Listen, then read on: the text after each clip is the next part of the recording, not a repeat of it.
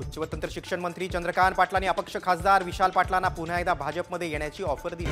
विशाल पाटलांना भाजपसोबत येण्याची ऑफर देतच राहू असंही चंद्रकांत पाटील म्हणाले। त्याचवेळी संजय काका पाटलांचं अजित पवारांच्या राष्ट्रवादीत पुनर्वसन केलं पाहिजे असं सांगत त्यांच्या भाजप प्रवेशाच्या चर्चेला पूर्णविराम दिला। खासदार विशालदादा पाटील यांनी भारतीय जनता पार्टीमध्ये यावं, मुळात ते अपक्ष असल्यामुळे पार्टी देता येत नाही, त्यांना सहयोगी व्हावं लागेल। त्यासाठी ते तरुण आहेत, हुशार आहेत, खूप प्रश्नांची जाण त्यांना आहे, त्यामुळे मी असा एक चांगला माणूस यावा यासाठी सारखं म्हणतच राहणार।